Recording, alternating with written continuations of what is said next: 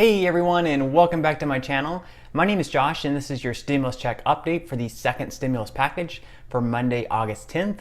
I hope everyone is off to a good start to their week so far. In this video, I'll be discussing both the first and second stimulus checks. I'll also be discussing President Trump's executive order, whether or not we'll get a second stimulus payment, and then I'll be wrapping up this video by answering some of the comments and questions that I received in my previous video.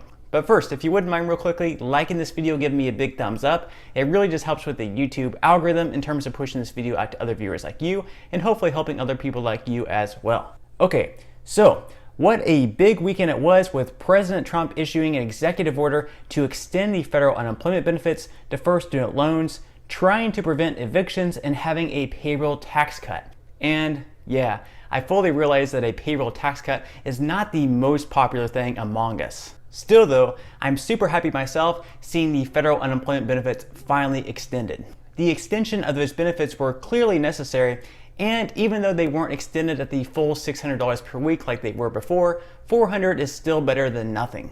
And at the rate of how Congress was going, it could have taken several months for a bipartisan agreement to finally take place. Now, interestingly enough, Steven Mnuchin said on Fox News that a bipartisan agreement was reached on every issue except state and local aid and unemployment insurance benefits. Mnuchin is calling for the passing of legislation on the 70 to 80% of issues that are bipartisan and come back for more if needed. Mnuchin believes that the $1 trillion that the Democrats are wanting to spend towards state and local government is just absurd and it's ridiculous. Now, with all that said, are you guys personally happy that President Trump decided to go forward with his executive order, or do you think that he should not have done the executive order and just waited for Congress to pass a bill? Let me know what your thoughts are in the comment section below. Now, there were a bit of mixed reviews on Trump's executive order. While most Republicans absolutely loved it, on the other hand, most Democrats absolutely hated it. They despised it. This is what Senate Majority Leader Mitch McConnell had to say. Struggling Americans need action now, since Democrats have sabotaged backroom talks with absurd demands that would not help working people. I support President Trump exploring his options to get unemployment benefits and other relief to the people who need them the most. It's pretty clear by those statements that Mitch McConnell had absolutely no confidence in reaching a bipartisan agreement. It would also seem that Nancy Pelosi and Chuck Schumer didn't have much confidence either. However, they weren't nearly as pleased with Trump's executive order. This is what they had to say in a mutual statement. We are disappointed that instead of putting in the work to solve Americans' problems, the president instead chose to stay on his luxury golf course to announce unworkable, weak and narrow policy announcement to slash the unemployment benefits that millions desperately need and endanger seniors' Social Security and Medicare. Pelosi and Schumer don't believe Trump's executive order is as strong as a bill passed by Congress would be, which honestly may be true, but at this point in time, something needed to be done. It was pretty obvious that the two sides weren't going to reach a bipartisan agreement, and this could have gone on for months without any type of resolution. When American lives are at stake, we can't afford to sit around and play this endless game of chicken, waiting to see which side will budge first. Pelosi and Schumer went on to say, Democrats repeat our call to Republicans to return to the table, meet us halfway, and work together to deliver immediate relief to the American people. Lives are being lost, and time is of the essence. Now, that I can't agree with. I do firmly believe that the Republicans and the Democrats should meet again to try to finish off the rest of the necessary pieces of this bill, such as stimulus checks, because at this point in time, it's looking more and more like there may not be a second round of stimulus payments, unfortunately, and that is really bad because we had lots of people counting on the second round of stimulus payments, and while it is nice that we're at least going to be extending the unemployment benefits, that's something I really like to see. I would also like to see stimulus payments as well, because there are lots of people counting on those stimulus checks. Lots of people who aren't receiving unemployment, people who are retired, people who are on SSI, people who are on SSDI, who are counting on these stimulus checks. And it's something bipartisan. It's something that both the Republicans want. The Democrats want stimulus checks. Even the president wants a stimulus payment. So I think that the Congress should return, the two sides should return to the negotiating table, reach a bill on stimulus payments and maybe some of the other things that the two sides can agree with, and get a skinnier bill passed at this point in time. Now, with all that said, what do you guys personally think about that? Do you think that the two sides should return to the negotiating table at this point in time, maybe try to extend unemployment on a longer term basis, something more permanent, and also include stimulus payments as well? Let me know what your thoughts are in the comment section below. Okay, so I wanted to talk real quickly about Trump's attempt to prevent evictions, because this brings a lot of confusion. Now, Trump's order unfortunately doesn't create an eviction moratorium. All it really does is ask certain federal agencies to see if they can do something on evictions. What this order really does is call on the Department of Health and Human Services and the CDC to consider whether it was necessary to temporarily halt evictions. Now, the Treasury Department and the Department of Housing and Urban Development shall identify federal funds to provide temporary assistance to renters and homeowners who, as a result of the financial hardships caused by the virus, are struggling to meet their monthly rental or mortgage obligations.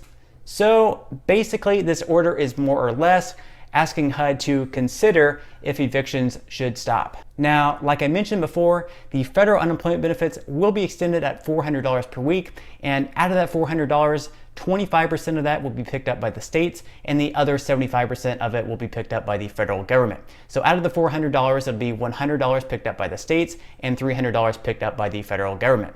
Now, if states cannot afford to pitch in their $100, then they would be eligible to have that amount waived. So in those cases, people in those states on unemployment benefits would only be receiving $300 on a weekly basis. Apparently, the federal government plans on using $44 billion from FEMA to cover the $300 weekly benefit on their end for 5 more weeks. After that, it's questionable where the remainder of the funds will come from or how long this extension could possibly last. That's why it would probably be a good thing if the Republicans and the Democrats can come back to the negotiating table and come to a more long-term, sustainable agreement. President Trump also said that the unemployment benefits should be rapidly distributed. However, it's widely unknown how long it could really take. And of course, this extension will also come with legal challenges and bring possible lawsuits. Donald Trump said, quote, "If we get sued, it's somebody that doesn't want people to get money, and that's not going to be a very popular thing." Senator Ron Wyden said, "Trump's payroll tax holiday could drain the Social Security Trust Fund, and some states cannot afford the 25% unemployment match, especially since the GOP has opposed additional money to state and local government." Wyden went on to say, "Donald Trump is trying to distract from his failure to extend the $600 federal boost for 30 million unemployed workers by issuing illegal executive orders. This scheme is a classic Donald Trump con, play acting at leadership while robbing people of the support they desperately need." Now, what do you guys personally think about Ron Wyden's comments? Do you think that Trump is trying to be helpful in extending these unemployment benefits, or do you think that he's trying to rob people of what they truly desire and what they truly need? Let me know what your thoughts are in the comment section below. Now, as far as the payroll tax cut goes, it will be for those earning less than $100,000 per year, and it will be retroactive as of August 1st. This will also be just considered a payroll tax deferral, meaning that you will have to pay all of this money back. However, Donald Trump does say that if he is re-elected, that he is going to try to push a bill to pass through Congress to forgive the paying back of this payroll tax. However, that would be pretty unlikely. Still though, many politicians, including Republicans, question the effectiveness of a payroll tax cut. Now, there's a couple of problems that revolve around having a payroll tax cut. One problem is that there are millions of people who are unemployed, so they would not see any impact as far as this payroll tax cut goes. The second issue is that Social Security is already facing shortfalls, so this really won't help that fact either. However, Steven Mnuchin does deny that a payroll tax cut would harm Social Security and the Medicare Trust Fund. Mnuchin says that instead, the money would be made up from the general treasury. The good thing here is that it would instantly put more money into the working Americans' pockets. They would see an increase in their paychecks. However, unfortunately, they would have to pay all of that money back later, so it really doesn't make that much sense to me. Now, with all that said, what do you guys personally think about a payroll tax cut? Are you on board with a payroll tax cut? Do you think that it's a good idea? Or do you think that it's just a horrible idea and you're completely opposed to it? Let me know what your thoughts are in the comment section below. Okay, so at this point, I just wanted to get a quick update on the first round of stimulus payments because like I mentioned in my prior videos, unfortunately, there's still millions of people who haven't even received their first stimulus check. Even though we may potentially send out a second round of stimulus payments within the next month or so if Congress can finally get their act together, get back to the negotiating table, and get another stimulus package passed. So at this point, the best piece of advice I can still give you is to continue checking the payment portal. There's nothing that you're doing wrong on your behalf if you still haven't received your first stimulus check. I've heard lots of people say, what am I doing wrong? Is there a step that I missed? Maybe the IRS forgot about me.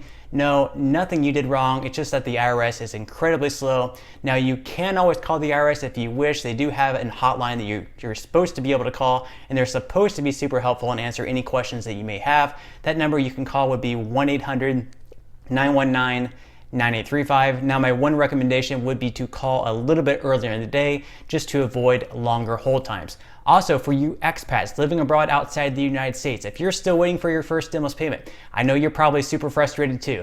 You definitely need that money also, no matter where you are. If you're in the Philippines, if you're in Mexico, no matter wherever in the world you are, you definitely deserve that stimulus payment, and you definitely still will receive your stimulus payment. The IRS recently noted on their website that you should receive that stimulus payment no later than August 12th or August 14th via direct deposit. That's if you do have a US-based bank. Unfortunately, like I mentioned in prior videos, if you don't have a US-based bank, they may have to be mailing you your stimulus payment instead, because unfortunately they're unable to directly deposit stimulus payments into non-US based bank accounts. Okay, so at this point in time, I'm just gonna go ahead and answer some of the comments and questions that I received on my previous video. And if you have any other comments or questions for me, feel free to leave them in the comment section below. I do try to respond to as many comments and questions as I possibly can. And those comments and questions that I'm not able to respond to, I do try to pick some of the more popular ones to answer in the next video in video form. Okay, so without further ado, let me go ahead and jump into the first question of today's video, and that comes from Teresa. Teresa says, I'm on SSI and I did not get the first stimulus check.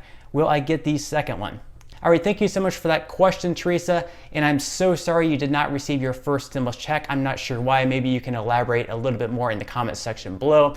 Now, if you did not receive the first stimulus payment because you were claimed as a dependent, then in fact you would be eligible for the second stimulus payment, because both the Republicans and the Democrats want to include stimulus payments to those dependents over the age of 17. So if there is a second round of stimulus payments, which I hope that we do have a second round of stimulus payments, I am still very, very hopeful that we will receive a second round. Nothing guaranteed, but I still have high hopes just because it's bipartisan. Then you should receive a second stimulus payment, because dependents over the age of 17 will receive a stimulus payment. Okay, so the next comment of today's video is from Sean.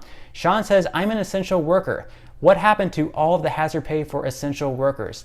All right, thank you so much for that question, Sean. And first off, I must say that I do appreciate you working for us during this hard time. I realize that without essential workers, our economy would be in a lot worse shape if it wasn't for you guys. So I definitely think there should be something for essential workers as far as hazard pay goes, especially because some people who are working right now are actually making less money than people who are on unemployment. So you definitely deserve a little bit of boost in pay. However, at this point in time, it's not really been the center of attention. The Democrats did include some funds as far as hazard pay for essential workers go, but it's unknown if the Democrats and Republicans agree to a separate bill, if there will be anything in there as far as hazard pay for essential workers go. I definitely hope that there is, and I will keep you updated, but at this point in time, there really hasn't been too much talk as far as that goes.